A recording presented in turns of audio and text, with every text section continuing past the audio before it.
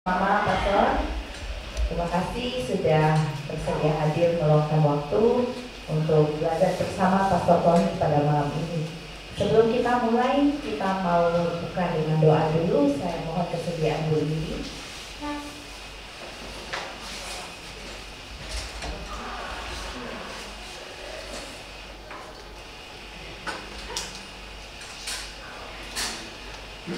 Selamat malam Pastor, selamat malam Ibu Bapak. Mari kita mulai dengan mengawali khusus kitab suci kita dengan doa bersama. Dalam nama Bapa dan Putra dan Roh Kudus. Amin. Ya Bapa, selamat malam. Kami ucapkan terima kasih kepadamu bahwa pada malam ini kami dapat berkumpul kembali pada tempat ini untuk melanjutkan kursus kitab suci kami yang sudah kami nanti-nantikan dalam waktu yang cukup lama. Bapa, utuslah Roh Kudus-Mu untuk membukakan telinga, pikiran, dan hati kami semua agar kami dapat merenungkan, meresapkan apa yang diberikan oleh pastor kepada kami pada malam ini dan menjalankannya dalam kehidupan kami. Kami juga doakan Pastor Paulus Tony, pemateri pada malam ini, agar beliau dapat memberikan materi pada malam ini dengan maksimal. Kami juga berdoa untuk Bapak Ibu, teman-teman kursus yang mungkin tengah jalan menuju ke sini atau yang berhalangan untuk hadir. Ya Bapa, lindungilah mereka, bimbinglah mereka, jagalah mereka agar mereka tetap sehat dan tetap berada di dalam berkat-Mu. Ya Bapa, semua ini kami doakan dengan perantaraan Tuhan Yesus Kristus, pengantara kami kini dan sepanjang masa. Amin. Dalam nama Bapa dan Putra dan Roh Kudus. Amin. Baik Pastor, kami persilakan.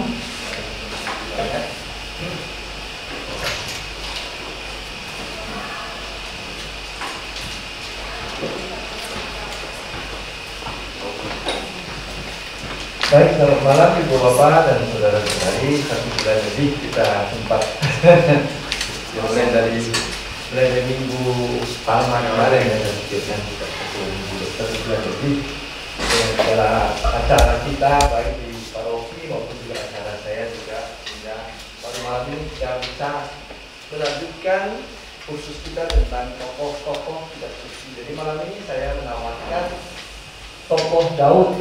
Kita sudah tahu siapa Daud, hanya mungkin pengetahuan kita ini terpencar-pencar sedikit. Jadi saya mencoba untuk merangkai pengetahuan kita tentang Daud.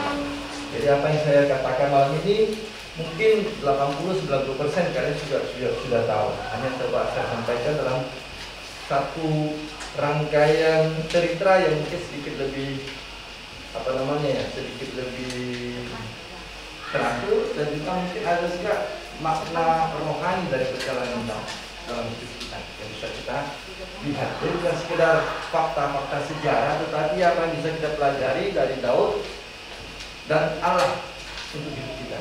Baik, jadi kita mau lihat Daud ini entah sebagai seorang raja kah, seorang penyair kah, seorang panglima perang atau gembala atau banyak hal lain. Dan kita lihat dia mempunyai banyak atribut, banyak apa istilahnya ya,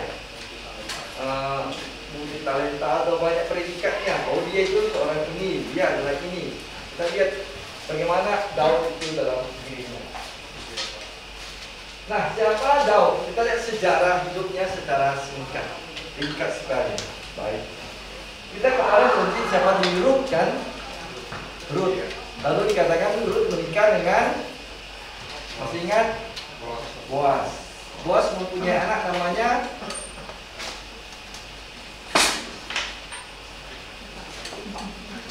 jadi di sini kalimat pertama itu sudah ada.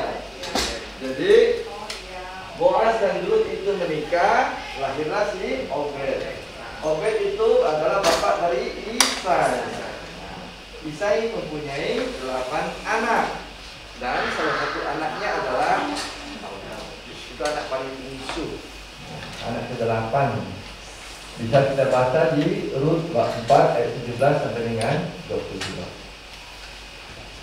Nah, itu menunjukkan bahwa Daud itu mempunyai garis keturunan Yehuda. Kalau kita tarik mundur, itu bisa kita lihat di mana silsilah Yehuda menurunkan Daud. Sengaja saya tidak tulis di sini. Di mana kita bisa lihat silsilah Daud adalah keturunan Yehuda.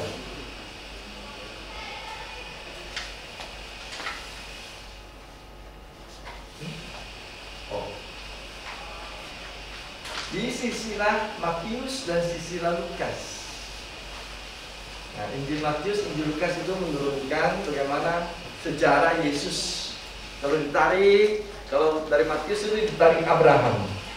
Abraham peranakan Ishak, Ishak peranakan Yakub, Yakub peranakan Yehuda dan tawaran-tawaran dari Tamaran. Itu nanti turun nanti sampai ke Daud. Kalau di Lukas dibalik, Yesus naik ke atas sampai di nanti Boas juga, kemudian naik sampai ke Yehuda juga. Nah, jadi ini menunjukkan bahwa Daud ini mempunyai garis keturunan Yehuda. Dan Daud itu mempunyai nenek moyang orang asing. Dia bukan semata-mata garis Israel murni, dia mempunyai garis keturunan asing. Dari mana? Pertama dari ini. Ingat buyutnya ini, bro. Orang Moab kan? Nah, lalu pun naik ke atas. Menantu Yehuda, si Tamar, adalah orang Kanaan. Jadi lihat, kalau kita mau tarik ke belakang, mundur sampai ke bawah, Yesus juga bukan orang Israel 100% murni. Darahnya, dia punya buyut-buyut nenek moyang yang asing. Tamar, Rut. Nah itu minimal 2 itu kita tahu. Ada lagi kan? Oh si itu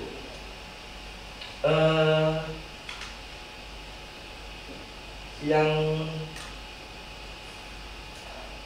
memata-matai orang Yahudi itu, orang Kanaan yang dikirim oleh Rahab. Nah dari situ juga. Jadi kata lain kalau kita ini sedikit lari ya dari Daud ya. Kalau kita lihat ke Yesus dari awal, memang Yesus datang bukan untuk orang Yahudi saja. Yesus datang sudah memang untuk semua bangsa. Karena dia juga mempunyai darah asing dalam entah berapa persen yang kita tahu. Tapi jelas itu ada darah asing dalam keturunan nenek moyangnya. Baik, kita kembali ke Daud. Di mana dia lahir? Di Bethlehem. Sering disebut Bethlehem kota Daud kan. Lalu kemudian nanti pindah ke Yerusalem. Kenapa? Karena nanti Daud memindahkan ibu kota kerajaannya dari Hebron nanti ke Yerusalem. Tapi Bethlehem sebenarnya adalah kota kelahiran Daud. Ingat Yosef, dia kembali ke Bethlehem juga karena punya garis keturunan itu juga. Yusuf itu kan punya garis keturunan dari Daud. Maka Yesus disebut anak Daud. Jadi Bethlehem dari dulu itu sudah unik sebenarnya. Kota yang kecil itu tapi unik.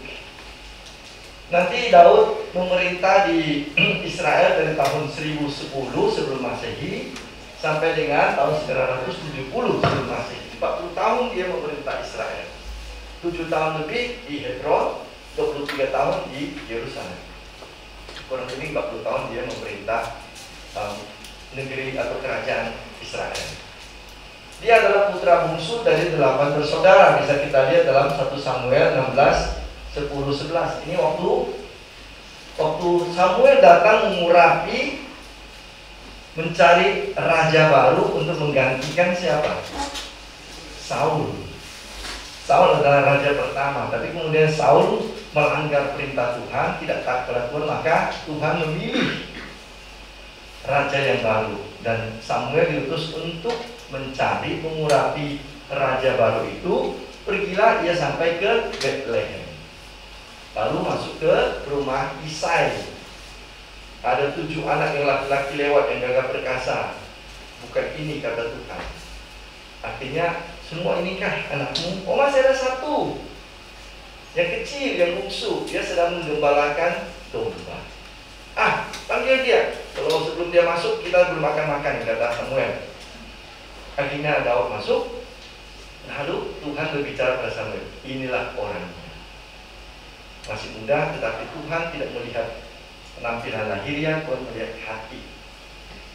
Jadi kemudian Daud diurapi. Dia anak ke-8 dari anak Isai tersebut. Walaupun dalam buku lain hanya sering disebut 7 nama.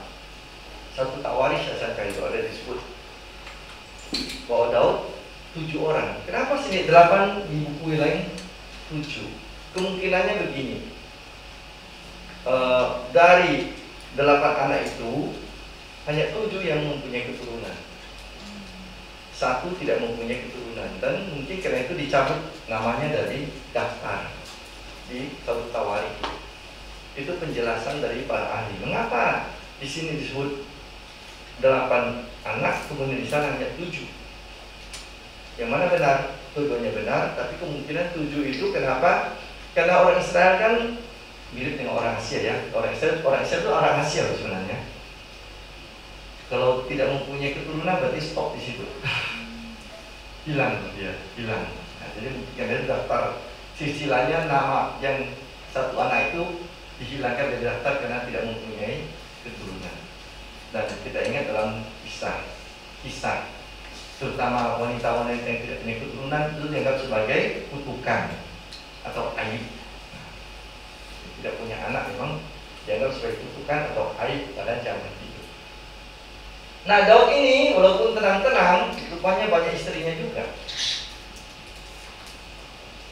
Dia mempunyai 8 istri yang disebut namanya dalam kitab suci. Dan lebih banyak lagi yang tidak disebut namanya. Ya, raja-raja dulu begitu. Raja-raja dulu begitu. Ya, tak usah jauh-jauh. Seperti saya pernah cerita tentang raja di daerah Batak sana. Ini abad ke-20 ya, tahun 1960-an. Ada rumah adat yang kemudian kami lihat ada 49 tanduk. Satu tanduk melahirkan 1 istri. Nah, itu. Jadi yang ini punya 49, ini punya 23. Akhirnya tinggal 1 yang punya tanduk 1 saja. Ini kenapa ini? Ini masuk Kristen katanya. Akhirnya dia ceraikan semua istri yang lain, tinggal 1 dia pertahankan. Nah, itu. Jadi jangan merasa asing bahwa raja, apalagi raja dulu kan, tinggal 7 saja. Ini punya saya, ini punya saya, ini punya saya. Gawat tuh. Jadi kalau punya istri cantik, jangan bawa ke depan raja, bisa hilang ya istri cantik. Karena raja punya segala kekuasaan kan gitu. Jadi Daud itu dalam kitab suci mempunyai ini banyak pulpen ini jatuh-jatuh. Ada 8 istri yang punya nama dan lebih banyak lagi istri yang tidak bernama. Beberapa dari 8 ini 7 yang mempunyai anak. Termasuk Abigail, Bathsheba, kemudian ada lagi nanti kita dengar Michal, itu putri dari Saul. Ini yang tidak punya anak, Michal, anak Saul. Yang punya nama anaknya 20 orang, 18 laki-laki, 1 perempuan. 19 laki-laki, 20 orang, 1 perempuan, dan lebih banyak lagi yang tidak disebut namanya. Jadi kita tidak tahu berapa jumlah anaknya persis. Karena itu tidak istilahnya benar lah dikatakan dalam bahasa Inggris like father like son kan gitu. Seperti bapak begitulah anaknya. Jadi bapaknya begitu, Salomo tidak mau kalah. Disebutkan dia punya 300 istri dan 700 selir. Jumlahnya 1000 loh. Jadi kalau mengunjungi satu hari satu, 3 tahun baru ketemu lagi yang satu ini. Jangan terlalu terfokus dengan kata 1000 itu. Kitab suci itu kadang-kadang pakai angka itu sedikit simbolis. Dia mau menekankan banyak gitu. Banyak. Tapi kalau yang Daud ini memang ada yang disebut namanya jelas, tapi yang tak disebut namanya juga lebih banyak. Jadi mungkin puluhan itu karena kalau Salomo bisa jadi ratusan bisa jadi. Kenapa? Karena Salomo itu tidak seperti Daud. Daud itu seorang yang ahli strategi militer, jago. Jadi dia mampu mempersatukan negara Israel, mampu menjaga keamanannya dengan kekuatan militernya. Salomo lebih pandai dalam arti administrasi politik, administrasi kenegaraan. Dia bukan orang yang pandai berperang, tidak seperti bapaknya. Lalu Salomo pakai gaya politik, perkawinan politik, supaya aman saya dari serangan tetangga-tetangga saya, dari kerajaan-kerajaan sekitar saya. Daripada saya jadikan musuh, saya jadikan sahabat. Caranya kawin dengan putrinya, kawin dengan perempuan kerajaan ini. Jadi karena itu banyak istri dan selirnya, sehingga disimbolkan 300 istri, 700 selir. Tidak sebanyak itulah, tidak sebanyak itu. Tapi yang jelas lebih banyak dari bapaknya. Like father, like son.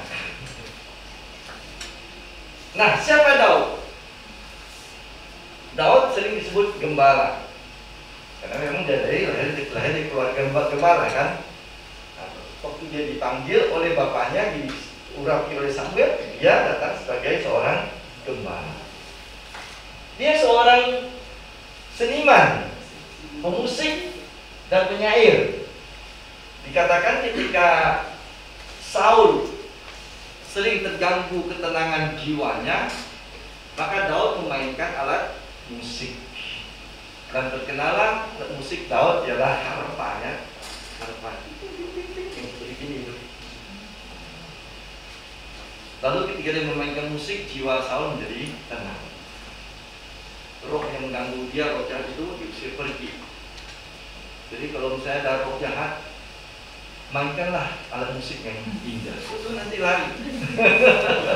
Ya kitab suci bilang begitu kan, Daud.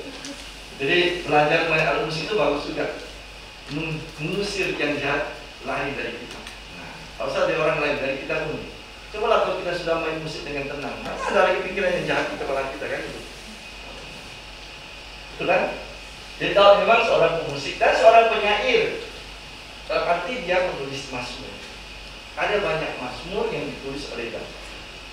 Beberapa kalau kita lihat di buku mazmur kita, mazmur Daud. Mazmur Daud. Ya, ada cukup banyak mazmur Daud. Nanti kita akan lihat di akhir satu mazmur Daud yang bagus. Di akhir. Ini dua predikat, masih ada lagi. Raja, jelas. Panglima perang, ini. Oh, dia pandai itu berperang. Mengalahkan Goliat. Bukan hanya itu, nanti dia mengalahkan juga banyak. Sampai Saul jadi cemburu. Gara-gara itu Saul malah tadinya suka dengan Daud, malah menjadi cemburu dengan Daud. Nantilah kita lihat kecemburuan Daud itu. Kecemburuan Saul itu. Dia seorang panglima perang. Dia seorang teman yang baik. Nah, siapa temannya yang paling baik? Teman Daud. Anak Saul namanya Yonatan.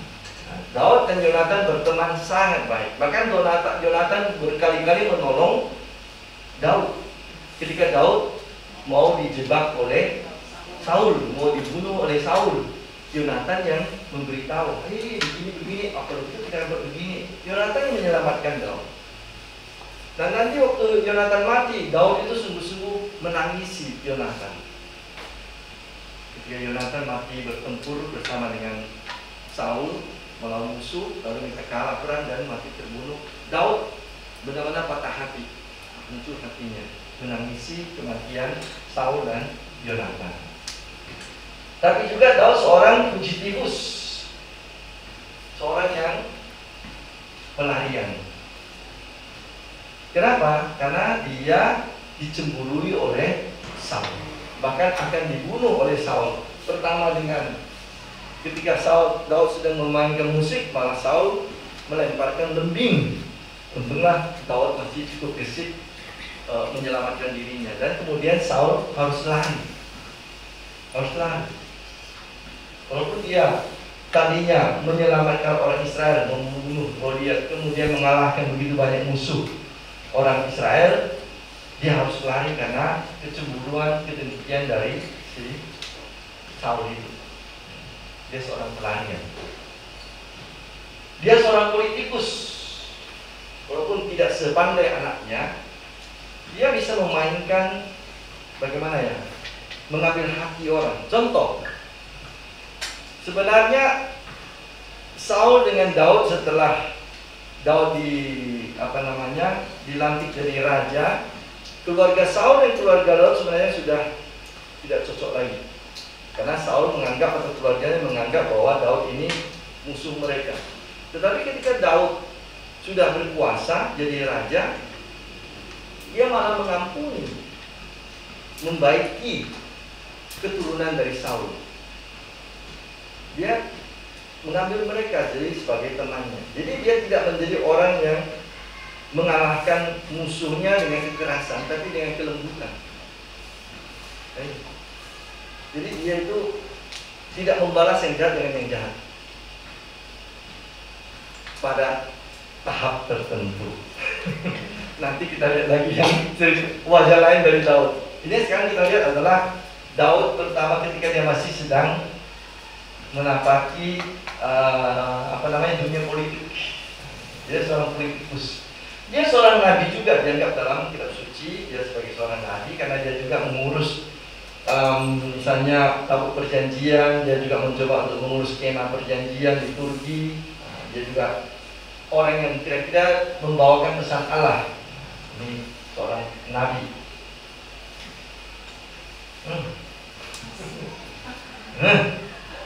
Daud adalah seorang yang juga pintar mencari pacar, lebih dari satu. Dia, kita kenal nanti dengan ceritanya tentang Bathsheba, Abigail, Mikal, dan yang lain-lainnya. Dia seorang kekasih juga, kekasih yang memang pandai mengambil hati perempuan. Seorang ayah yang bisa mengampuni. Waktu pertama kali Absalom, anaknya itu berbuat jahat, dia ampuni. Yang kedua kali Absalom berontak, Daud harus lari. Itu kali kedua. Tapi kali pertama Absalom berbuat salah, dia masih menjadi seorang ayah yang benar-benar mencintai anaknya.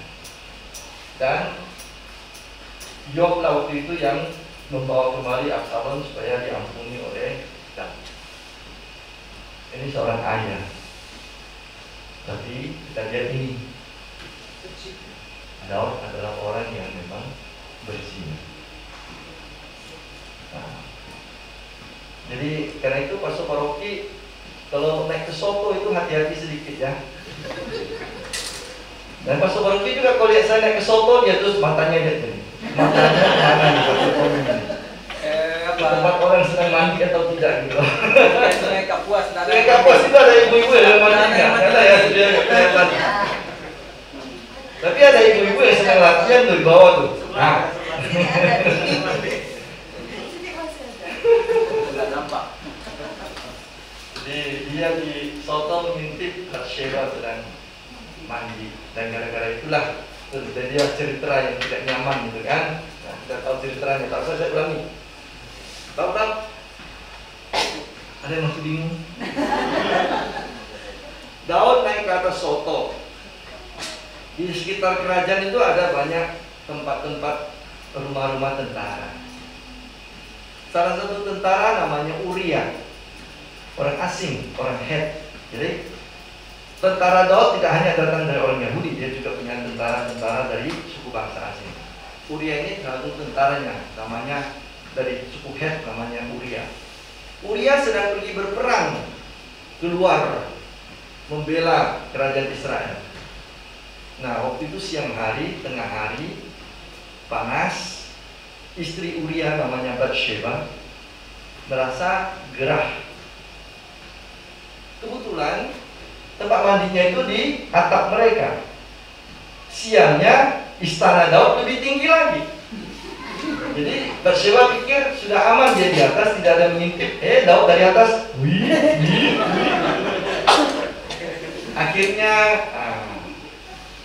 hati Daud tidak sanggup melihat kecantikan dan kemolekan Batsheba. Dipanggilnya Batsheba. Ya tahulah kalau raja bertitah mau apalah kan, istri seorang tentara biasa. Jadi datanglah dia dan eng gitu. Terjadilah. Lalu kemudian hamil. Batsheba kemudian berpesan kepada Daud, Raja, ada sesuatu di perut ini sekarang ini. Nah, tuh. Lalu Daud pikir bagaimana nih mau menyelamatkan dirinya. Dari situlah kemudian Daud itu bukan seorang pezina lagi, dia menjadi seorang pembunuh. Mengapa jadi pembunuh? Dia pikir, wah aman kok ada suaminya. Apalagi suaminya itu sudah sekian bulan di luar medan perang, pasti dia rindu dengan istrinya. Wah kan gitu kan. Panggil pulang Uria, suruh kembali ke rumah supaya ya, orang yang sedang rindu dengan istrinya jadilah kan gitu. Ternyata si Uria ini unik nih, tentara ini. Dia tidak mau pulang ke rumah.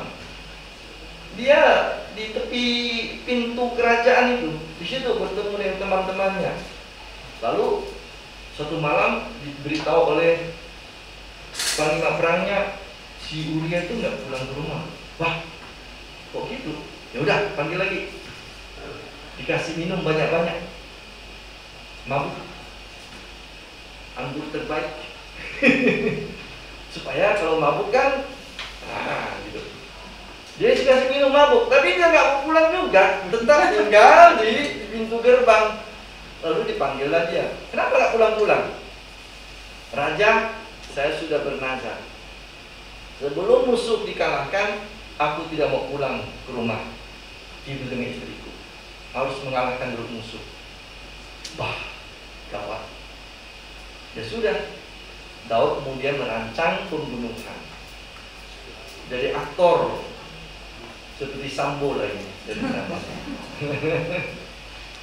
Dia menyuruh panglima perangnya mengirim kembali Uria ini ke medan perang dengan bawa satu surat. Surat ini tak boleh dibuka oleh Uria, tapi oleh bosnya, kaptennya di sana. Terus surat itu dibawa ke sana oleh si Uria. Kaptennya di sana itu membuka surat dari Daud, lalu dibaca di situ. Kalau ada pertempuran dengan musuh yang paling ganas, kirim Uria ke sana dan kalian cepat-cepat lari supaya Uria mati terbunuh. Dan memang terjadi demikian. Jadi Daud itu pembunuh, aktor utama, hukuman mati. Tidak boleh hukuman seumur hidup sebenarnya. Karena dia benar-benar dari kesadaran dan kebebasannya mengarang dan merencanakan kematian Uria melalui tangan musuh-musuhnya. Jadi seorang pembunuh. Ini waktu Daud sedang merancang rencana itu dengan panglima perangnya.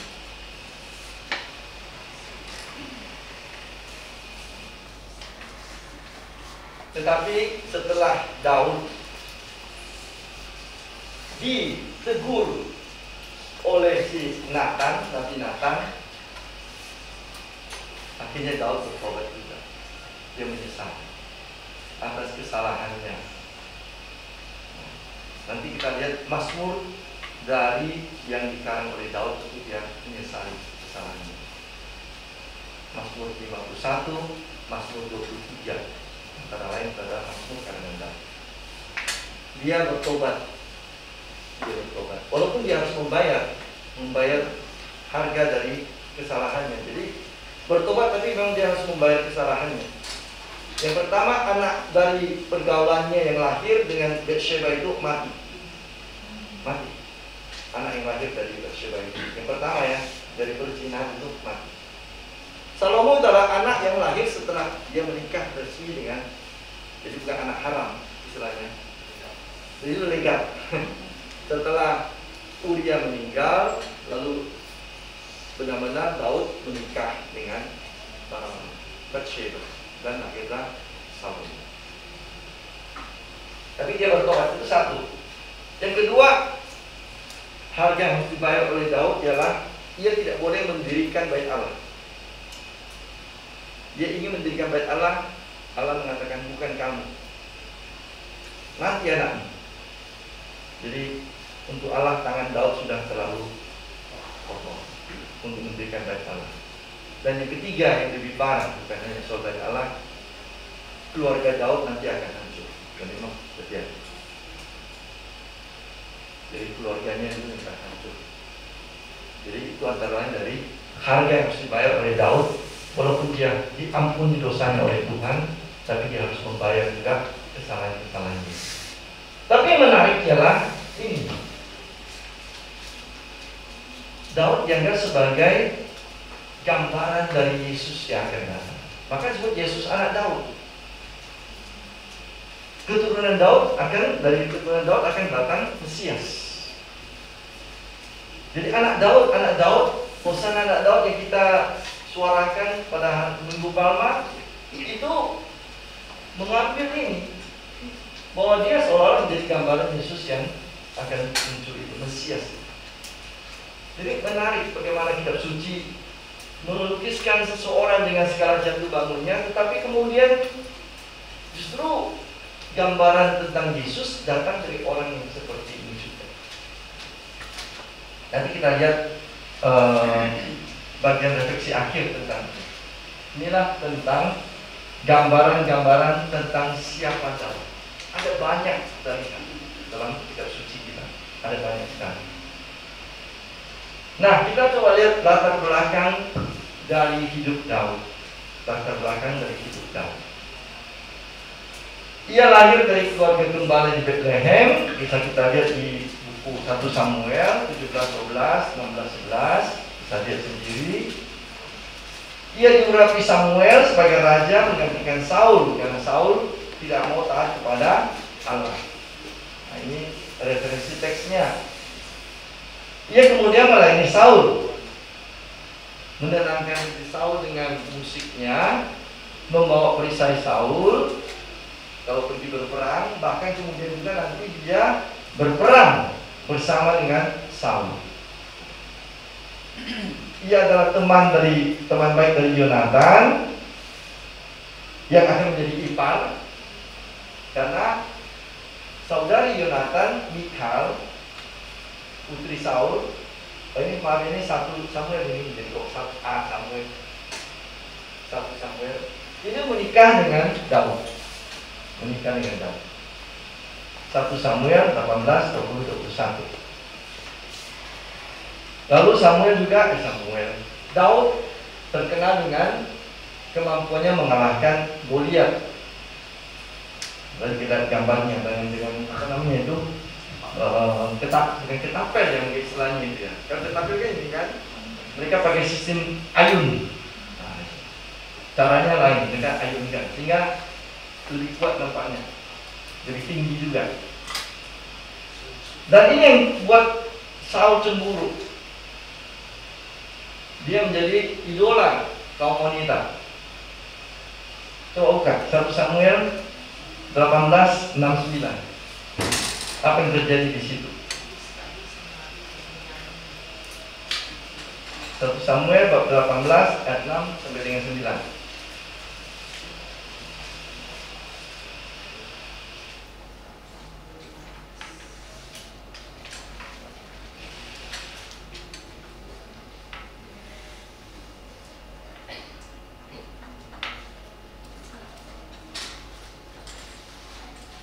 1 Samuel itu sesudah kitab Hakim-Hakim bab 18 ayat 6 sampai dengan 9.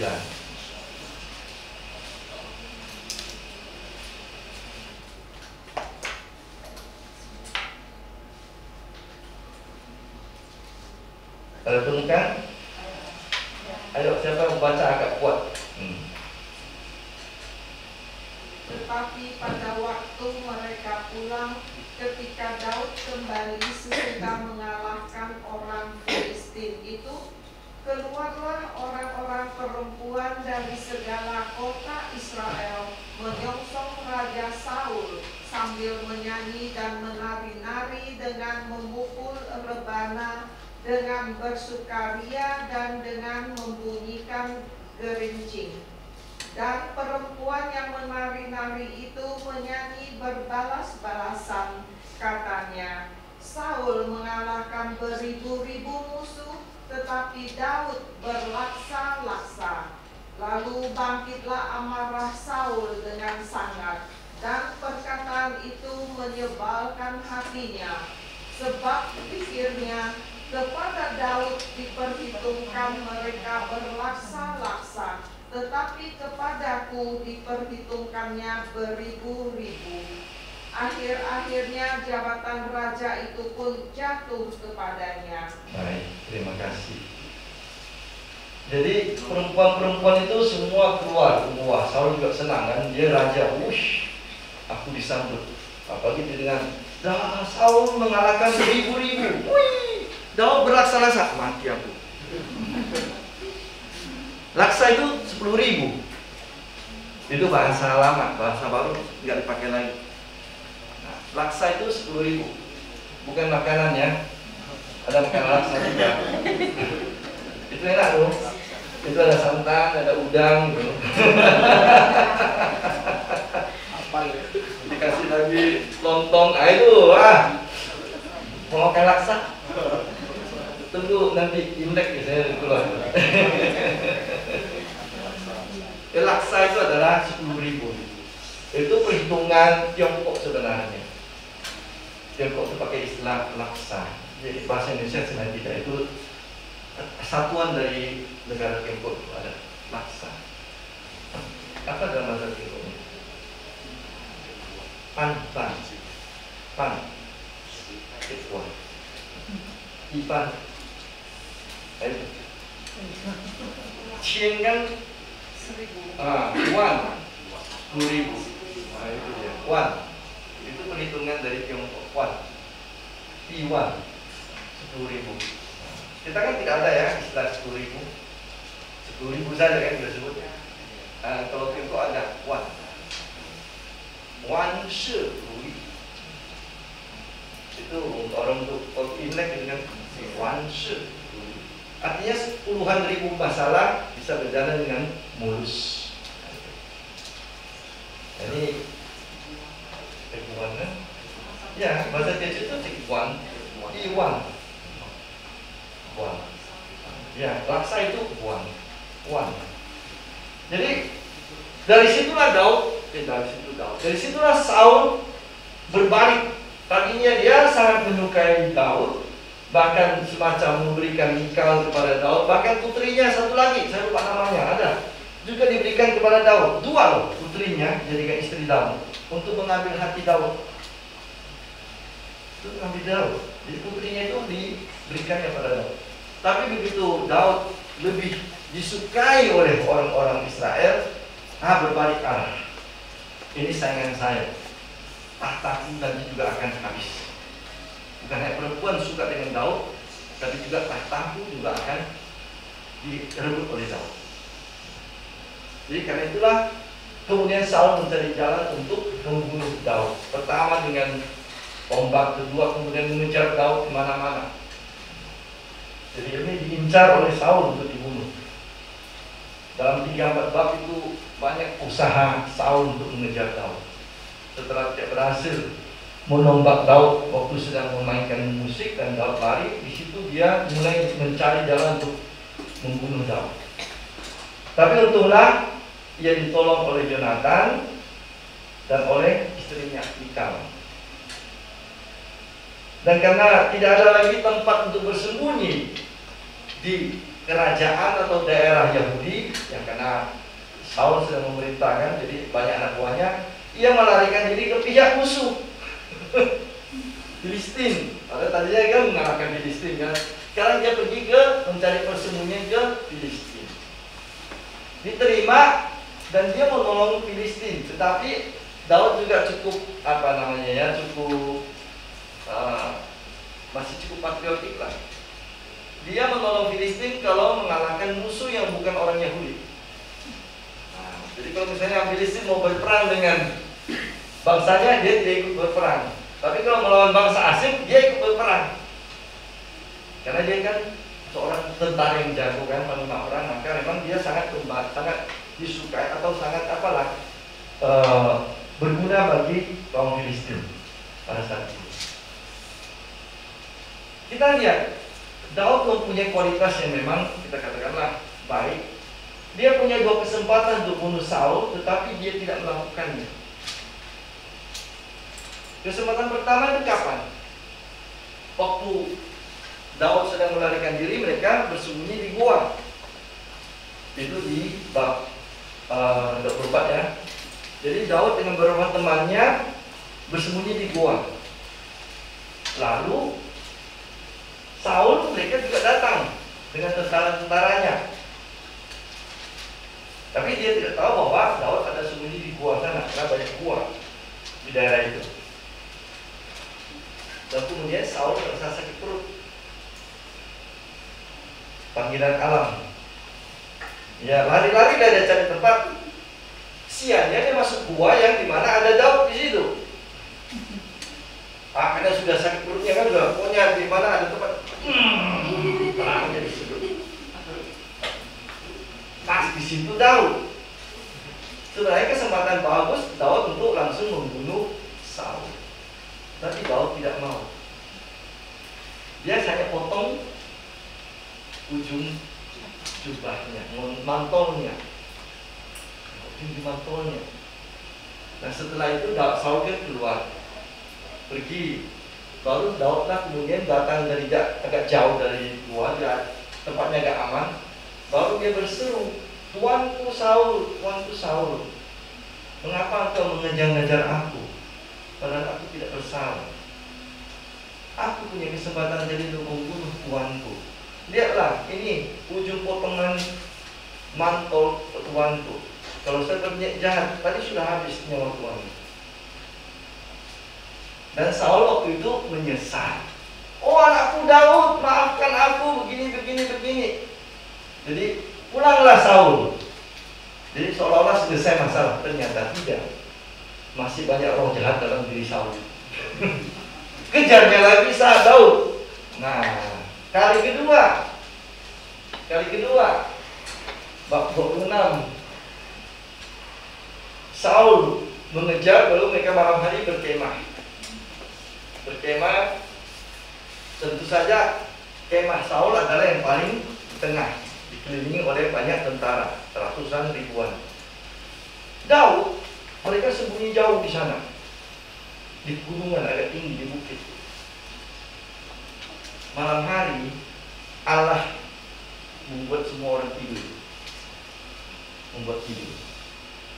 Lalu Daud dengan satu panglimanya terang-terang datang sampai ke kemah Saul. Jadi ya, Saul sedang tidur, tombaknya di situ, kendi airnya di situ. Kata panglimanya, "Ini semua tidur."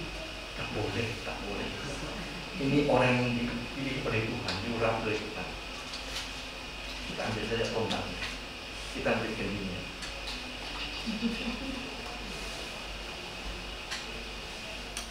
Lalu sampai di ujung bukit, teriak dia, "Tuanku Saul, Tuanku Saul." Ribut lah semua. Ini suara musuh ini. Baru semua terbangun. "Tuanku, lihat ini lembing, ini kendi siapa?" Nah, tadi saya ambil dari sana. Kalau saya mau membunuh Tuan, gampang sekali. Semua tidur. Ya karena Allah membuat semua tidur. Lalu Saul kemudian menyesal, dan kali ini benar-benar menyesal. Dia pulang, tidak lagi mengejar Daud. Tapi Daud masih takut. Dia belum berani untuk pulang kembali ke, katakanlah, tempat di mana Saul dulu. Dia masih mengembara di sekitar daerah Filistin sana. Dan pada saat itulah dia kemudian mendengar bahwa ternyata waktu Saul dan Yonatan pergi berperang melawan musuhnya, mereka kalah dan mati terbunuh. Mati terbunuh dua-duanya. Dan karena itu, mengapa tadi Daud tidak mau membunuh Saul? Dia mengatakan bahwa dia sungguh-sungguh tulus hati. Dia tidak mau merebut tahta Saul. Bukan dia yang mau merebut, Tuhan yang memilih dia melalui Samuel. Tapi dia bukan orang yang agresif, langsung mau merampas tahta Saul itu. Jadi dia menunjukkan ketulusan hatinya bahwa dia sungguh-sungguh tidak mengincar tahta Saul. Kedua, dia mau menghormati orang yang diurapi Tuhan melalui Samuel. Saul diurapi oleh Tuhan melalui Samuel. Daud juga diurapi melalui Samuel. Lalu setelah Saul mati terbunuh bersama Yonatan, Daud menggantikan posisi Saul. Maka dia diurapi sekali lagi oleh orang-orang di Hebron dan menjadi raja atas mereka di Yehuda. Waktu itu masih kerajaan selatan Yehuda, daerah Yehuda, selama kurang lebih 7 tahun. Lalu kemudian dia diurapi lagi untuk menjadi raja seluruh Israel. Bukan hanya daerah selatan, tapi selatan dan utara. Lalu dia berpindah, tadinya dia di Hebron, lalu setelah diurapi untuk menjadi raja seluruh Israel, dia pindah ke Yerusalem dan tinggal di sana kurang lebih 23 tahun. Itulah tadi 1010 tahun sebelum Masehi sampai dengan 970 tahun sebelum Masehi. Jadi dia memerintah kurang lebih 40 tahun. Bisa kita baca di kitab 2 Samuel bab 5 ayat 6 sampai dengan 10. Lalu setelah Daud tua, dia diganti oleh Salomo, anak yang lahir dari Batsheba. Ini latar belakang dari hidup Daud. Nah, kita lihat ini kerajaan Daud waktu dia memerintah. Dia menyatukan 12 suku Israel. Inilah 12 suku Israel itu. 12 anak Yakub: Asher, Naftali, Zebulon, Isakar, Manasye, dan Efraim, Gad, Amon, Benyamin, Ruben, Yuda, Simeon. Jadi 12 suku ini mempunyai daerahnya masing-masing.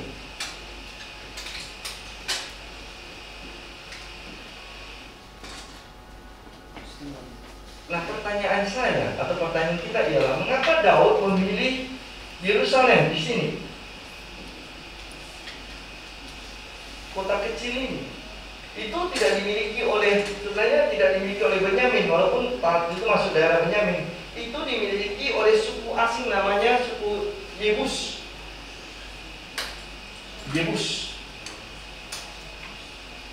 Kok dia memilih tempat yang kecil itu di sini? Yerusalem bukan salah satu tempat yang bagus, entah di Asher, Naftali, atau di sini Manasye, atau daerah yang dibantu Yuda, Gad, atau Ruben, atau daerah pinggir dan laut. Ini lebih subur karena ini tepi sungai Yordan. Ini daerah Galilea, ini subur sekali. Dia tidak pilih. Dia pilih Yerusalem yang kecil ini, yang bukan milik dari 12 suku Israel.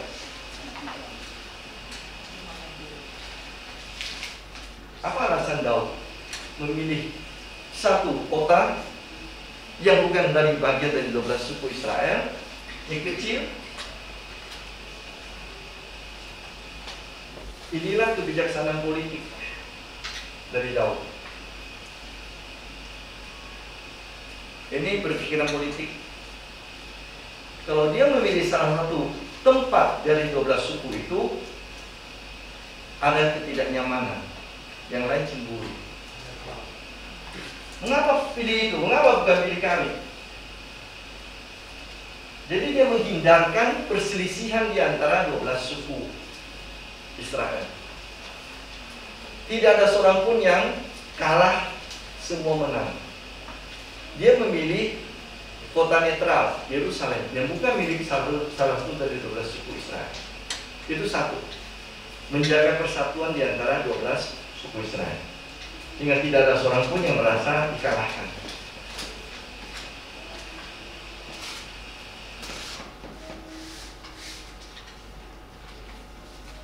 Ini mungkin mirip, kadang-kadang juga apa? Gereja juga kadang-kadang pilih begitu.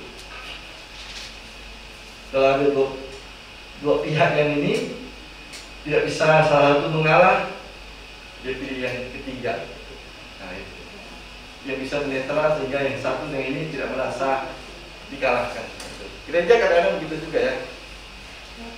Pastor Paroki Ini nawarkan pergi ke Beting katanya. Ini kan bilang satu, betul. Mestinya di Beting. kadang-kadang video usut juga begitu. Ini politik untuk persatuan. Yang kedua itu soal strategi tempat. Siapa yang pernah ke Yerusalem? Pak Ketua sudah ya? Siapa lagi yang pernah ke Yerusalem? Sudah? Apa keunikan Yerusalem?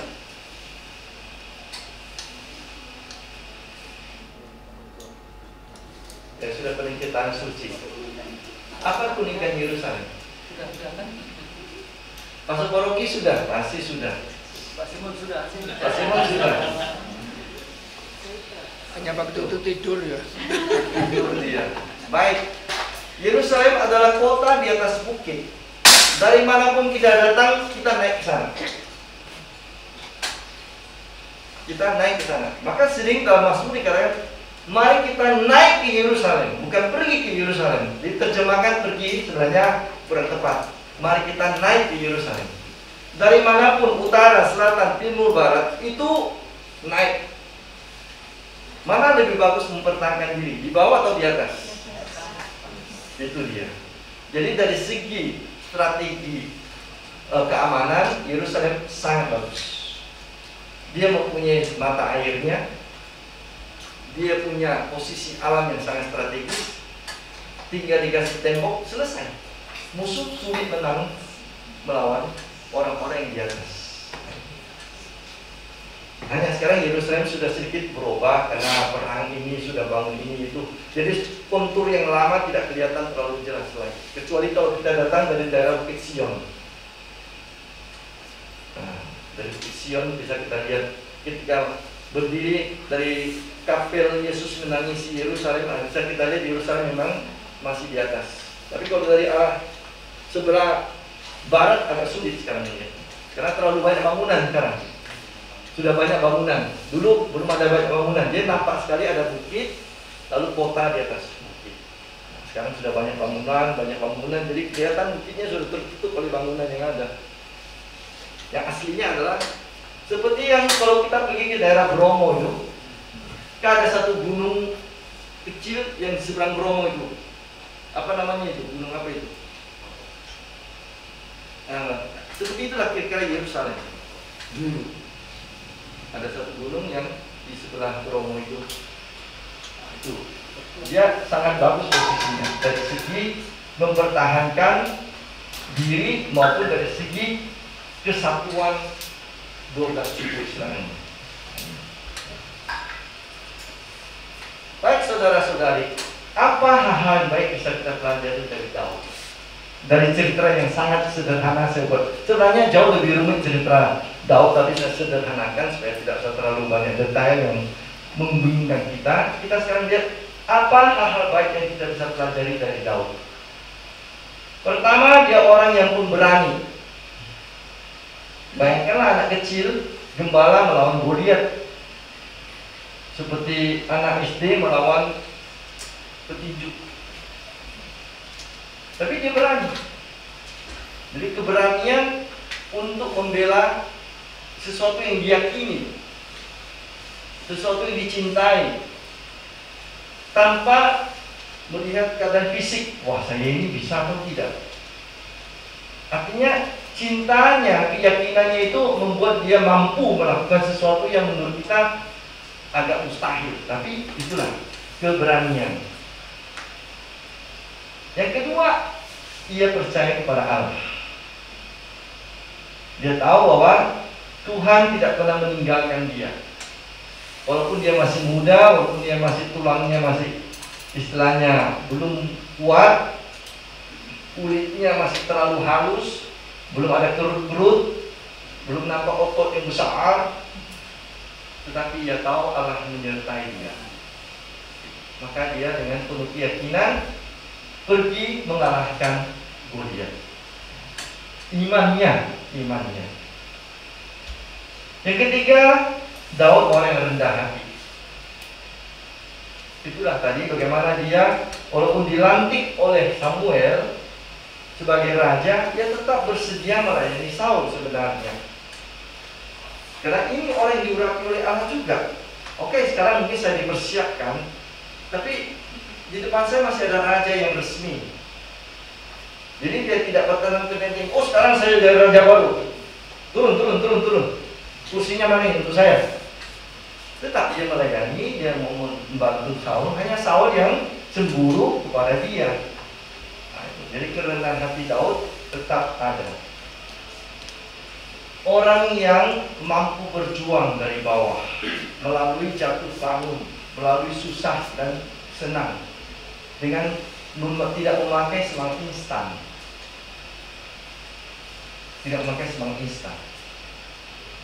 Dia berjuang dari seorang tentara biasa, pembawa perisai, orang yang pergi bertempur, sampai akhirnya menjadi panglima perang dan menjadi raja. Dan itu melalui jatuh bangun, bagaimana dia harus melarikan diri selama bertahun-tahun tanpa dia membalas dendam kepada Saul yang sebenarnya menjadi seorang yang sangat istilahnya gila hormat lah. Tetapi dia tetap mau di bawah, pelan-pelan naik ke atas. Dia mau mengampuni. Dia mengampuni keluarga Saul. Dia mengampuni Saul berkali-kali, walaupun kesempatan ada di depan dia. Bahkan setelah Saul mati, keluarga Saul pun diampuninya. Anak Saul, ada cerita tentang itu. Dia tidak mau membalas yang jahat dengan yang jahat. Dia seorang panglima perang, ini bisa disatukan dengan ini. Seorang politikus dan penyusun strategi yang baik. Kita ingat bagaimana dia memilih ibu kota Yerusalem. Dengan demikian dia menyatukan semua suku Yakub, semua tunduk pada dia tanpa merasa sakit hati, mulai posisi yang baik. Orang yang bijaksana tahu dia memilih langkah-langkah yang tepat. Kapan dia harus bersikap keras, kapan dia bersikap lembut. Nah, ini ada kebijaksanaan yang perlu dari Daud. Dia seorang yang mempunyai nilai seni yang tinggi. Nah, dia seorang pemazmur, seorang pemusik yang bisa membantu orang untuk meredakan kurang lebih kekacauan, meredakan kegalauan hati, juga mungkin mengusir hal-hal yang buruk. Dan Daud bukan orang sempurna. Tadi kita sudah lihat dia melakukan kesalahan-kesalahan besar, tapi dalam kerendahan hatinya dia mau bertobat. Ketika Nathan mengatakan kaulah orangnya itu, dan Nathan menegur Daud yang setelah Daud membunuh Uria, Nathan datang dan menegur Daud, kaulah orangnya itu. Daud langsung menyesal, menyadari kebersalahannya dan mau bertobat. Ini beberapa hal yang baik bisa kita lihat dari Daud. Tentu nanti bisa kita tambah lagi kalau kita membaca secara langsung cerita Daud itu di 1-2 Samuel, 1 Raja-Raja. Kalau membaca lengkap di situ semuanya, 1-2 Samuel dan 1 Raja-Raja. Tadi saya katakan yang saya uraikan tadi penyederhanaan dari kisah Daud yang lebih lengkap. Tapi dari situ sudah bisa kita lihat beberapa poin yang bisa kita lihat untuk hidup kita. Lalu hal-hal yang buruk dari Daud. Ini di Yerusalem ada yang namanya makam Daud. Ini simbol saja. Bukan ada jenazah Daud di situ. Ini ada semacam peti mati. Inilah kubur Daud di Yerusalem. Pertama harus katakan dia jatuh dalam perzinahan. Dia faktor utama di belakang pembunuhan Uria, istri dari Bathsheba. Daud pernah jadi orang sombong. Daud pernah jadi orang sombong dan mau meninggalkan Allah. Apa ceritanya tentang kesombongan Daud? Daud pernah membuat sensus. Daud pernah membuat sensus. Dia mau menghitung berapa laki-laki yang bisa bertempur. Secara logika sebenarnya tidak ada salah, kan? Mengetahui kekuatan diri sendiri, lalu kita bisa menyusun rencana-rencana. Itu sebenarnya tidak ada salahnya. Sensus untuk mengetahui kekuatan, terutama angkatan bersenjata laki-laki yang bisa dipakai untuk berperang. Tapi adalah simbol dari kesombongan Daud. Dalam kacamata iman, itu artinya Daud tidak mau lagi mengandalkan Allah. Selama ini orang Israel menganggap Allah sebagai raja, Allah panglima perang yang sesungguhnya mulai dari zaman kapan? Mulai dari zaman Musa. Bahkan sebelumnya juga. Ketika orang Israel di tanah gurun, ketika mereka dikepung oleh musuh-musuh, ketika mereka masuk tanah perjanjian, siapa yang berperang? Bukan Yosua-nya, bukan Musa-nya, tetapi Allah yang berperang melawan musuh-musuh itu. Apa kerja Musa? Angkat saja tanganmu itu dengan tongkat, selesai.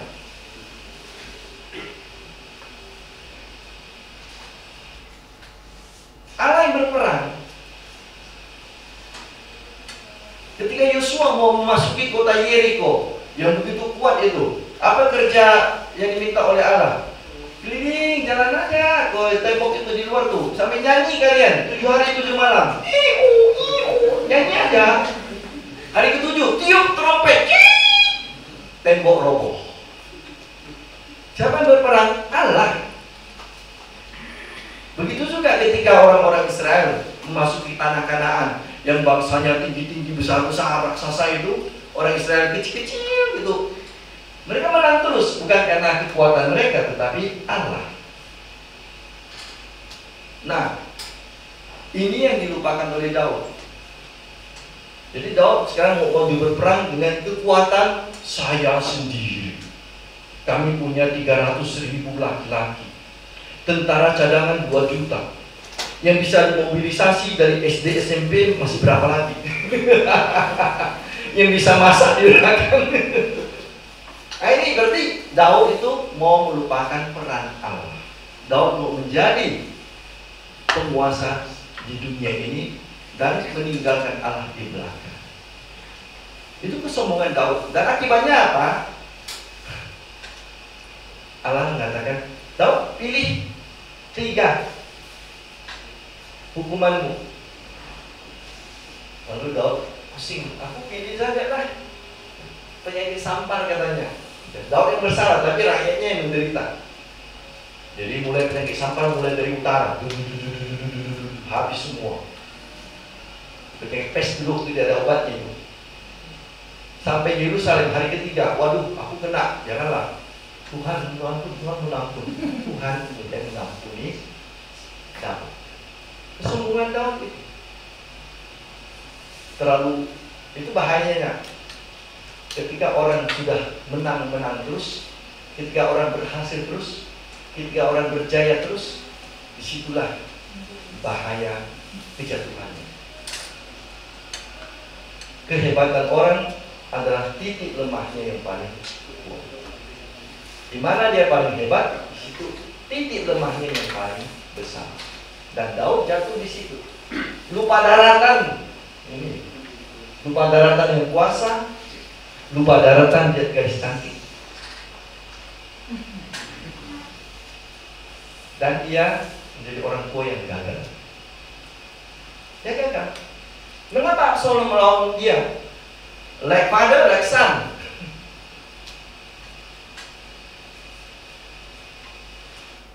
Jadi pemberontakan Absalom juga datang dari kegagalan Daud memberi contoh yang baik sebagai orang tua.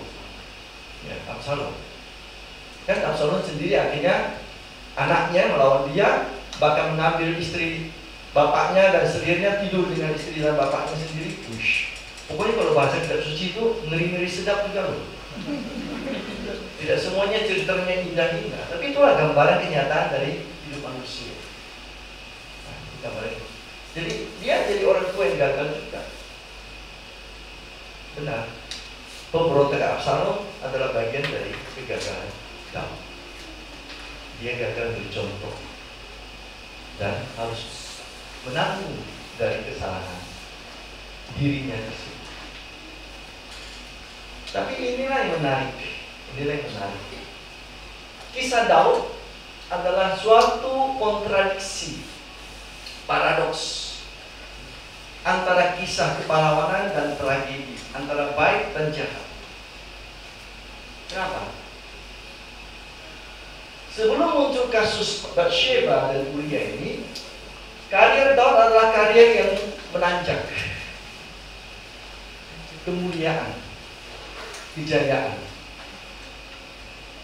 Setelah kasus Batsheba, tragedi demi tragedi terjadi. Anak hasil perzinahan meninggal. Bait Allah tidak diizinkan oleh Allah, didirikan oleh Daud. Pemberontakan Absalom, kematian Absalom oleh tentaranya sendiri. Walaupun Absalom, Daud mengatakan jangan bunuh anakku, tetapi masih bagus. Masih. Jadi mati sendiri Absalom. Lalu pemberontakan Adonia. Ini sebelum dia mengangkat Salomo jadi anaknya, masih ada pemberontakan lagi. Adonia, anaknya yang lain. Di sini tak kelihatan, di sini bisa. Nampaknya ini layarnya agak unik nih, meresap, menyerap. Kalau ini boleh, ini bisa.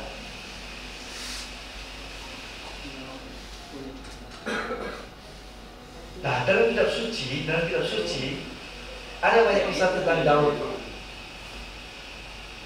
Dan kalau kalian cukup teliti, membaca ya, kisah Daud itu disampaikan dengan dua cara yang berbeda. Dalam 1-2 Samuel, Daud digambarkan apa adanya, termasuk segala dosa-dosanya, kesalahannya. Tapi kalau kita baca 1-2 Raja dan 1-2 Tawari, dosa-dosa Daud tidak disebut-sebut, hanya kejayaannya, kemuliaannya, kebaikannya. Jadi ada dua cara orang memandang Daud dalam kitab suci. Dua pihak yang melihat Daud. 1-2 Samuel melihat Daud dengan seluruh kelebihan dan kekurangannya, dan juga menunjukkan dengan jelas dosa-dosa Daud membawa akibat-akibat buruk. Raja dan Tawari lebih mencoba melihat sisi baik saja, berusaha untuk tidak banyak bicara tentang hal-hal yang buruk dari Daud. Jadi kalau kita baca, bandingkan, itu ada dua hal yang menarik dari cerita Daud. Jadi ada gambaran Daud sebagai seorang Mesias, Nabi dan Raja. Tapi juga seperti Samuel, dia gambaran seorang manusia yang wajar, manusia yang normal, yang bisa jatuh, tapi punya pengharapan. Walaupun dia bisa bersalah, tapi dia kalau bertobat dapat diampuni. Dengan kata lain, kisah Daud itu mau disampaikan dengan cara secara halus kepada pembaca maupun kepada pendengarnya. Siapapun bisa mempunyai kemungkinan seperti Daud. Saat kita dalam kemuliaan kita bisa jatuh, tapi pada saat kita jatuh, kita selalu diberi kesempatan untuk kembali bangkit lagi.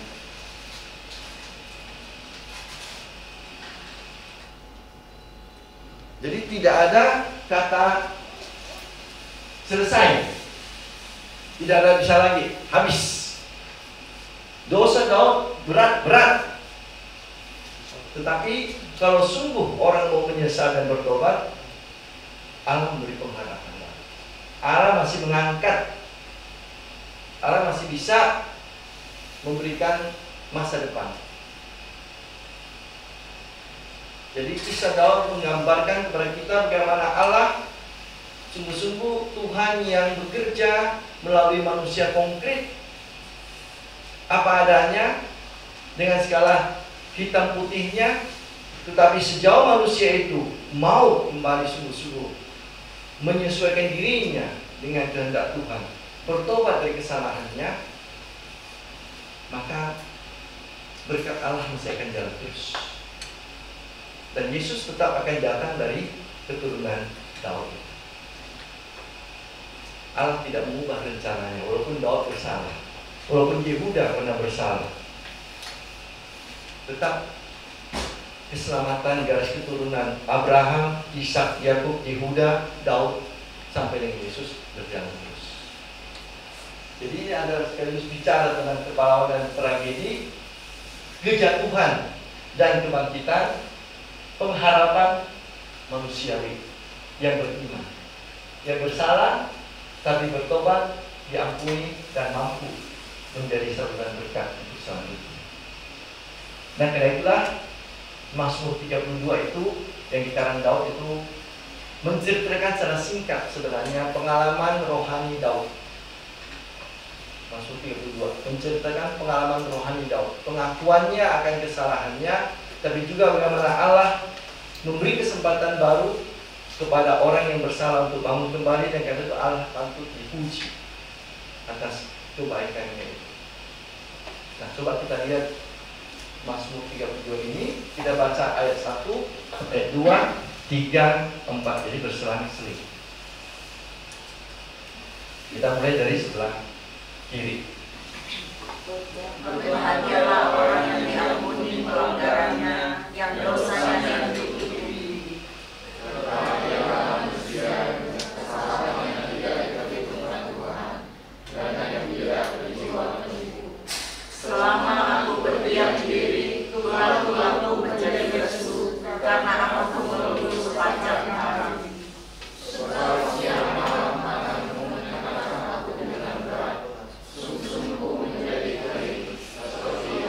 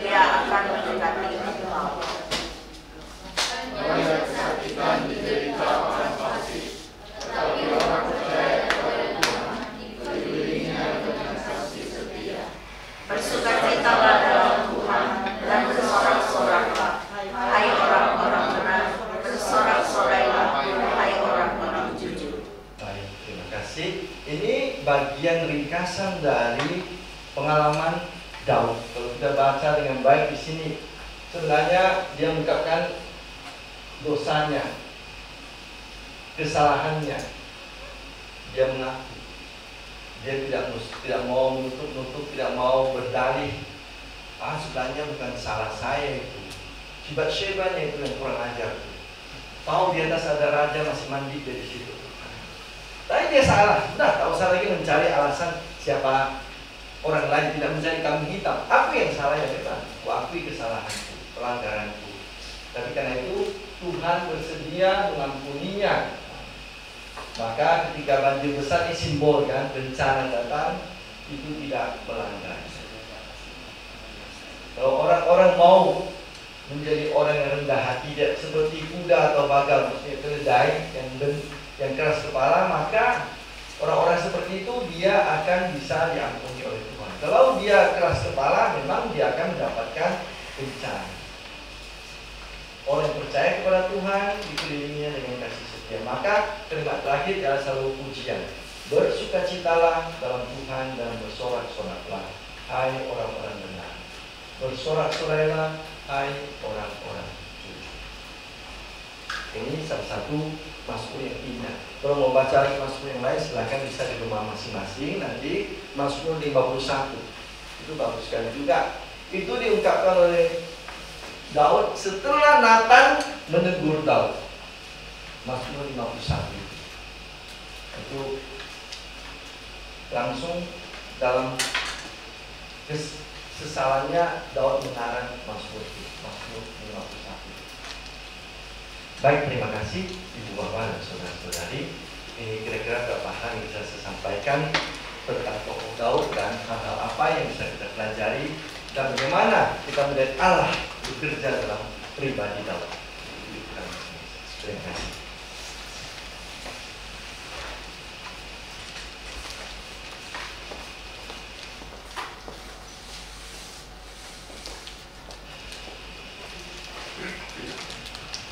Baik, terima kasih Pastor. Apakah ada pertanyaan?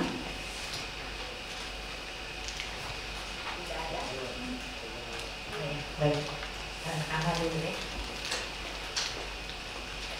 Baik, terima kasih. Agak sedikit melenceng Pastor. Tadi agak sombong ketika dari slide-nya Pastor ada gambar Daud dan kemudian ada bintang yang seperti simbol setan ya.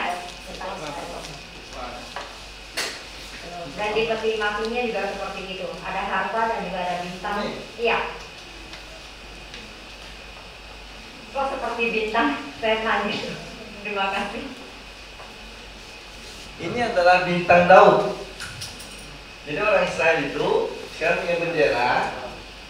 Bendera di tengahnya itu adalah bintang Daud. Jadi bukan simbol setan.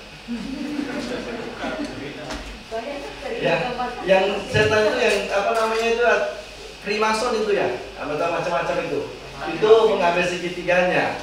Ini adalah simbol dari bintang Daud. Nah, sekarang itu menjadi simbol dari negara Israel. Di benderanya itu ada gambar ini. Itu juga di tutup peti matinya itu ada. Ini dia. Jadi bukan simbol setan itu ya. Bintang Daud. Segi 6.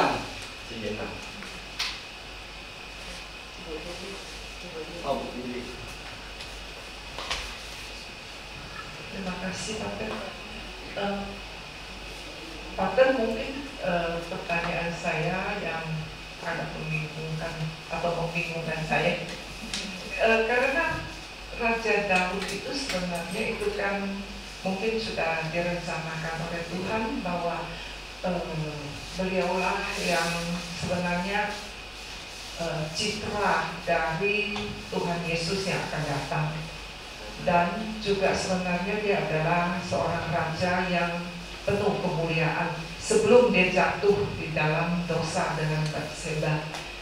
Nah, pertanyaan saya, kenapa Tuhan membiarkan seorang tokoh besar bangsa Israel yang sebelumnya penuh dengan kemuliaan dan juga dalam gambaran yang cukup bagus. Kenapa Tuhan membiarkan dia jatuh ke dalam dosa dan mengakibatkan semua hukuman terhadap keturunannya yang berentet. Kemungkinan besar itu efeknya sampai Israel sekarang. Kenapa Tuhan membiarkan itu terjadi?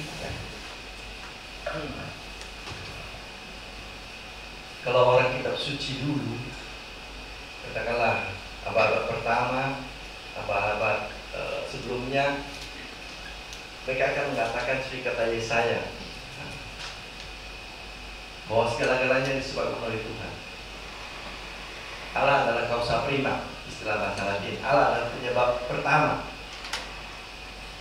Tapi setelah manusia belajar tentang filsafat,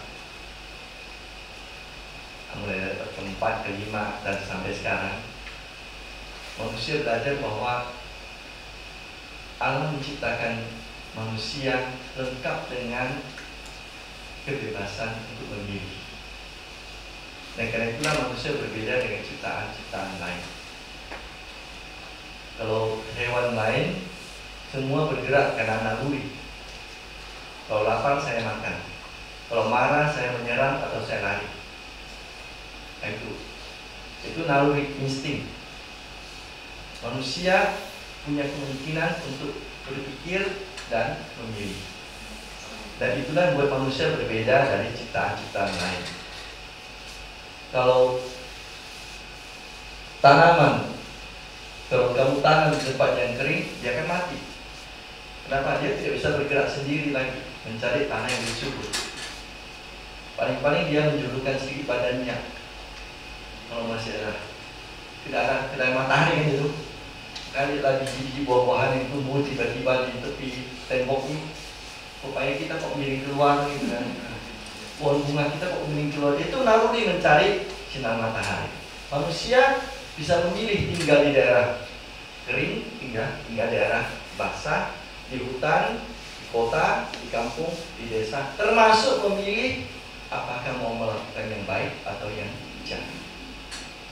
Jadi Tuhan menciptakan manusia dengan risiko itu, kebebasan memilih itu, termasuk kepada Daud.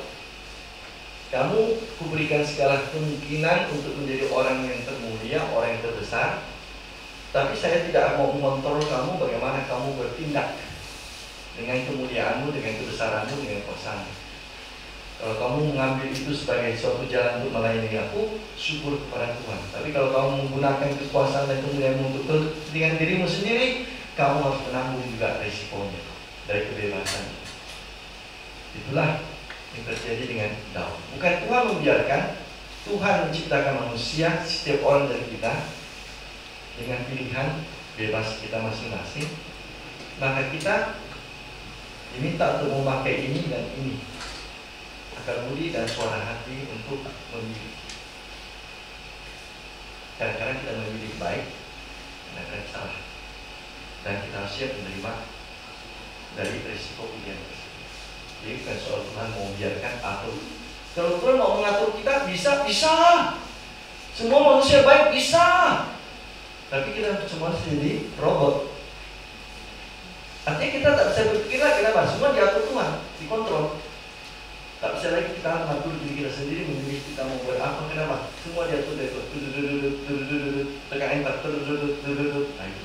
Jadi kita seperti komputer di tangan Tuhan jadinya. Jadi kita tidak lagi manusia, kita robot.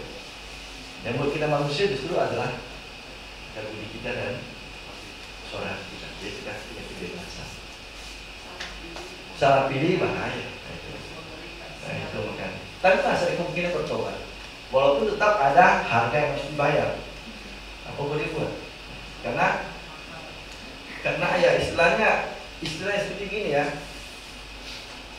Kalau kamu membuat suatu kesalahan itu seperti memaku paku di sini.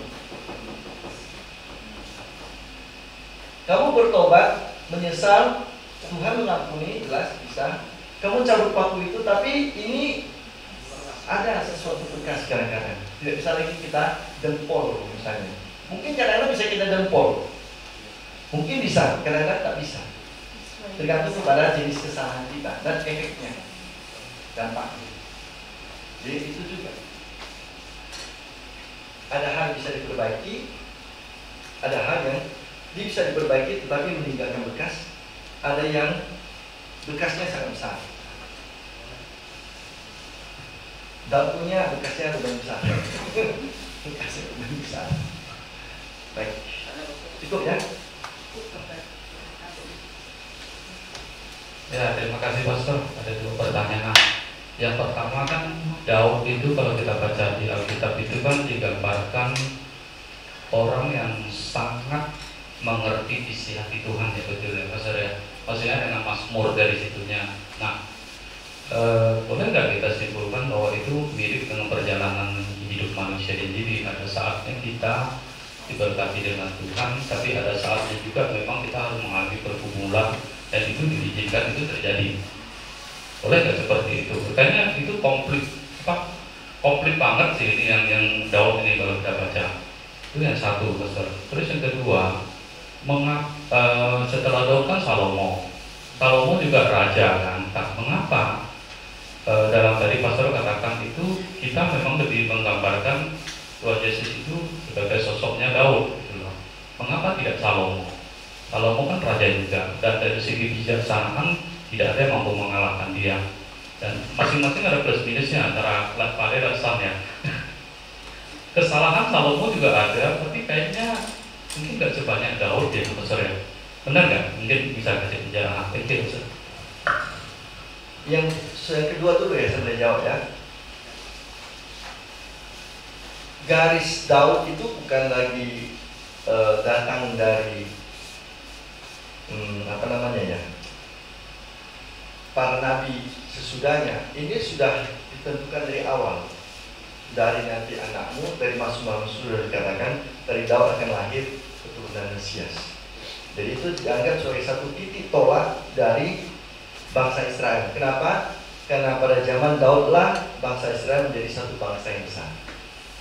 Bukan pada zaman Saul, raja pertama, itu pada Daud. Jadi Daud dianggap sebagai satu titik tolak awal dari kesatuan bangsa. Lalu Yesus menjadi titik tolak bukan satu bangsa tapi satu dunia. Bukan dunia lagi, kemanusiaan seluruhnya. Karena Yesus tidak bicara dengan kerajaan duniawi, tapi kerajaan Allah yang mencakup semua manusia.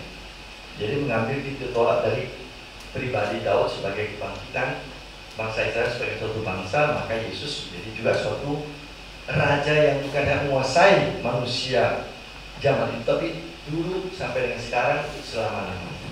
Itu satu. Kesalahan Salomo ya kalau sulit memang dibandingkan, tapi juga berat. Kenapa? Salomo itu orang bijaksana, tetapi kemudian justru jatuh dalam kebijaksanaannya begini. Ketika dia mengawini istri orang asing, mengambil selir dari orang asing, dia memasukkan agama-agama asing di dalam. Karena istri dalam selir itu akan membawa keluarganya, membawa anak kampungnya, orang sekampungnya, membuat satu kuil untuk mereka juga. Lalu kemudian mereka mulai membuat kehidupan yang seperti mereka dulu di sana. Dan akibatnya orang-orang Israel banyak yang ikut. Dan Salomo juga di masa tuanya berpaling dari Allah. Daud tidak berpaling dari Allah. Daud memang bersalah, tapi dia tetap setia pada Allah. Dia mencoba memperbaiki kelakuannya. Salomo di akhir hidupnya malah berpaling dari Tuhan, ikut dengan istri-istri dan selir-selir asing. Jadi kesalahannya juga tidak kalah dengan Daud. Bahkan kalau dari segi iman lebih besar. Dia di akhir hidupnya itu mengikuti istri-istri dan selir-selir. Jadi justru salah. Justru itu lebih berat. Kenapa? Dia orang bijaksana kok sampai begitu. Nah, itu. Oke. Pak Pras dulu ya.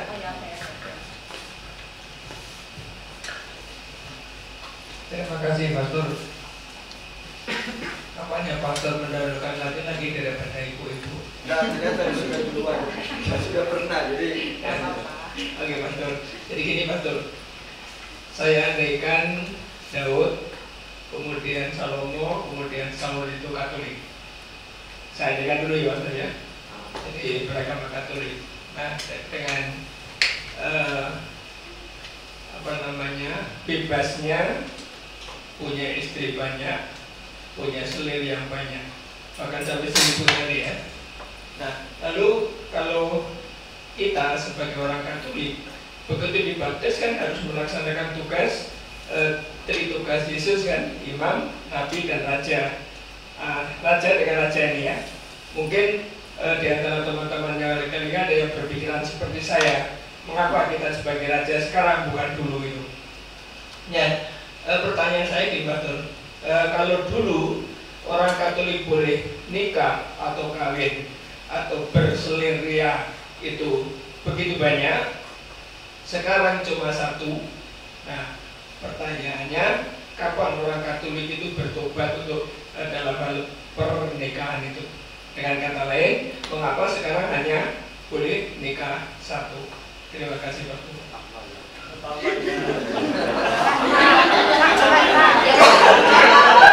langsung mencari kesempatan saya nonton. Dulu kita ada nggak boleh kita?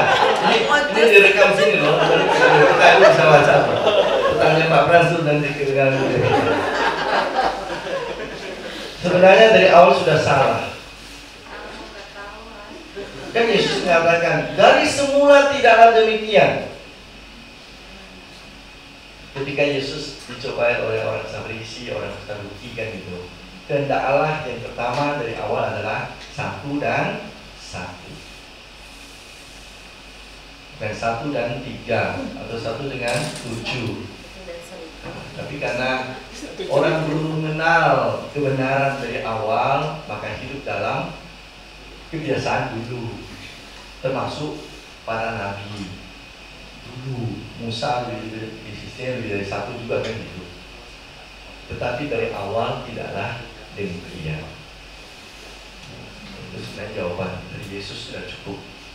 Tapi pelan-pelan kebenaran itu baru terbuka. Sampai dengan kapannya, sekian ribu tahun. Akhirnya Yesus yang menerangkan bahwa memang dari awal perceraian tidak terpisahkan dan juga hanya satu tulang rusuk yang hilang, Pak Frans, bukan dua. Satu tulang rusuk yang hilang. Jadi ini kan pelan-pelan orang mengenal tentang hakikat perkawinan itu. Jadi perlu waktu juga sekian ribu tahun orang sampai kepada kebenaran, dan Yesuslah yang meneguhkan kembali kebenaran. Dan kita orang Katolik melanjutkannya. Berarti itu sejak perjanjian baru gitu ya? Ya.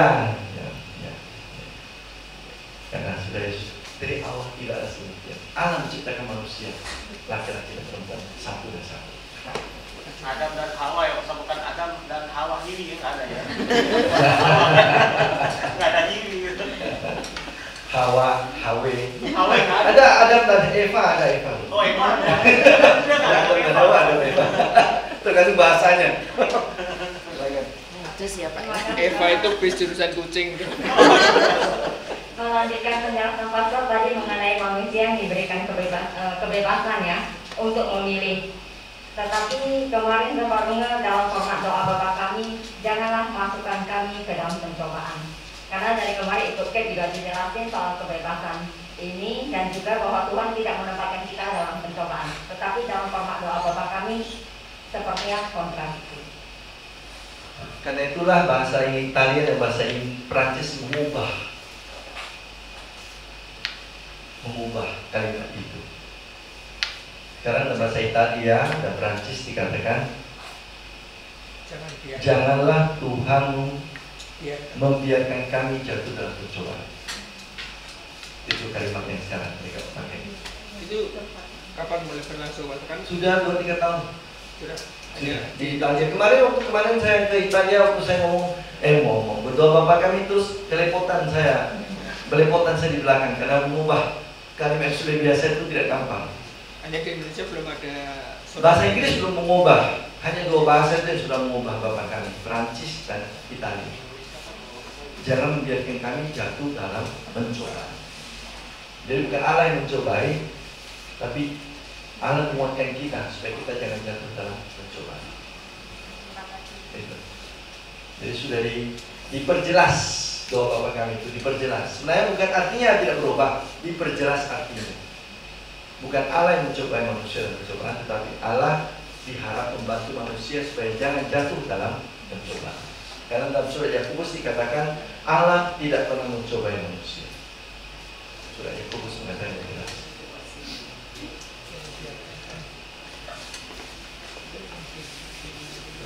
Baik, Pastor. Ini satu pertanyaan saya, Pastor, tentang free will juga, kebebasan ini ya, memilih. Itu kan Tuhan kita Yesus Kristus kan lahir, itu kan mengosongkan diri menjadi manusia. Nah, dan ada istilah juga, Yesus itu adalah sungguh-sungguh manusia dan sungguh-sungguh Allah. Apakah saat Yesus menjadi manusia itu dia punya free will juga? Memang dia sendiri masih ada kealahannya, sehingga dia tidak akan mungkin berbuat dosa gitu. Allah jelaskan Yesus mempunyai kehendak untuk memilih.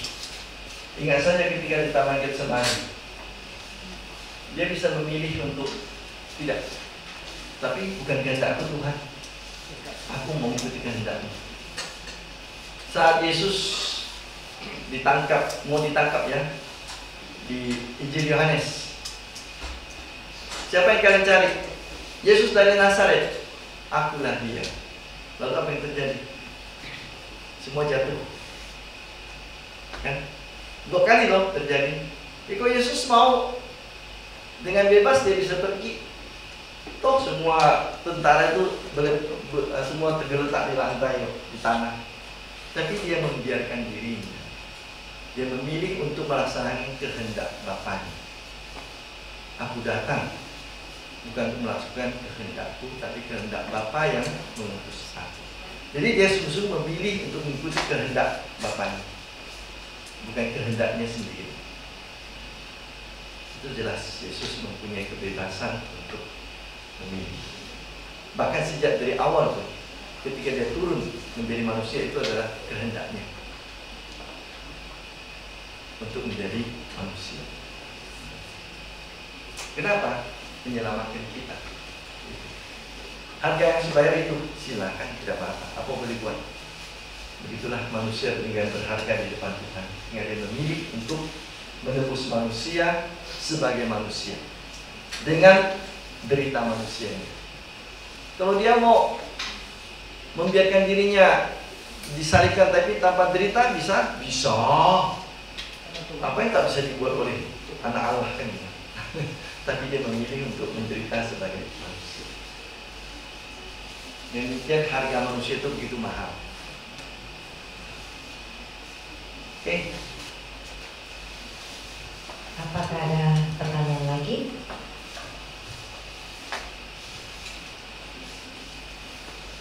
Baik, terima kasih Pastor. Saya akan bertanya, apakah ada simbol perjanjian Allah dengan Raja Daud? Saya ambil 3 contoh. Simbol perjanjian Allah dengan Nabi Nuh ditandai dengan pelangi. Lalu simbol perjanjian Allah dengan Abraham ditandai dengan sunat. Lalu perjanjian Allah dengan Musa ditandai kedua log batu. Jadi yang saya tanyakan, apakah simbol perjanjian Allah dengan Daud itu ada? Terima kasih. Sepertinya tidak ada simbol yang resmi atau yang jelas di dalam. Yang ada adalah legitimasi, bukan dalam bentuk pelangi atau dalam bentuk dua batu, tapi legitimasi bahwa dari keturunan Daud akan lahir Mesias. Jadi Mesias akan disebut sebagai anak Daud. Jadi legitimasi yang tidak bentuk materi yang bisa kelihatan, pelangi atau doa batu atau bentuk-bentuk lain, tapi sebagai suatu legitimasi dari keturunan Daud, gelar resmi anak Daud. Jadi itu melekat dalam diri Mesias, itu simbolnya.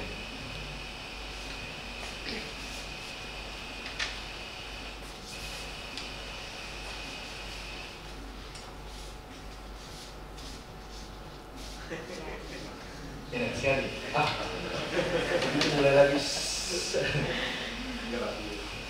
Sudah radio dulu ya. Yang transistor itu. Ketika dia hilang,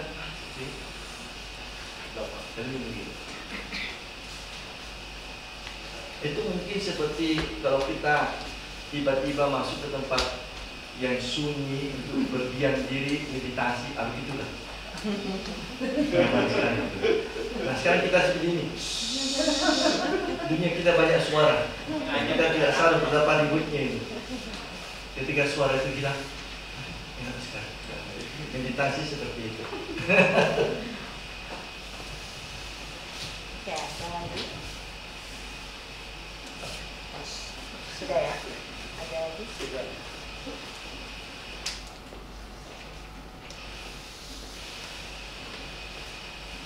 Baik, apakah sudah semua? Sudah puas? Baik, terima kasih Pastor. Terima kasih Bapak Ibu.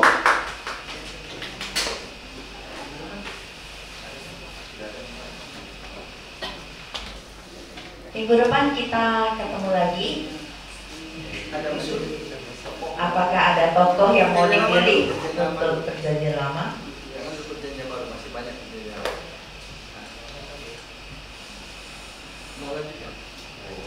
Mau lanjut Salomo? Boleh ya? Deal? Ya, deal. Berarti minggu depan di waktu yang sama, di tempat yang sama kita lanjut materi Salomo, tokoh Salomo. Yang istrinya 1000 tadi ya? Ya, karena udah pada tepuk tangan, kita beri aplaus dulu buat Pastor Tony.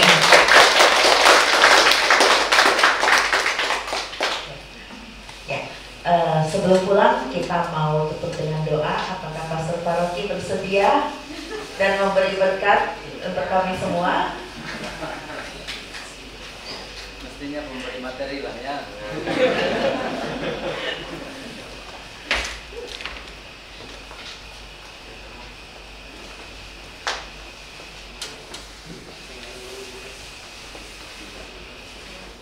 Dalam nama Bapa dan Putra dan Roh Kudus. Amin. Allah Bapa yang Maha Baik, kami bersyukur kepadamu atas kebaikan-Mu, berkat-Mu yang kami rasakan dalam pertemuan kami, khusus kitab suci yang mengambil tokoh Daud pada malam hari ini. Semoga pertemuan kami ini semakin memberi inspirasi bagi kami untuk mendalami kehendak-Mu dalam diri kami masing-masing. Terutama kami dapat menimba kekuatan dari-Mu dalam kehadiran Daud, hal-hal yang baik yang Daud tanamkan dalam hidupnya, kiranya sungguh menginspirasi bagi perjalanan hidup kami. Terima kasih atas narasumber yang telah hadir memberikan semuanya ini dengan penuh semangat. Semoga Engkau berkati, Engkau anugerahkan rahmat kesehatan kepadanya. Sebentar lagi kami akan kembali ke rumah kami masing-masing. Sertai kami dengan berkat-Mu. Semoga kami boleh tiba di rumah dengan sehat dan selamat. Berkati pula ya Tuhan istirahat kami malam ini. Semoga kami dapat tidur dengan aman sentosa, dan besok dapat bangun dengan semangat baru. Tuhan serta-Mu. Saudara-saudari sekalian, diberkati Allah yang Maha Kuasa, Bapa dan Putra dan Roh Kudus. Amin. Terima kasih.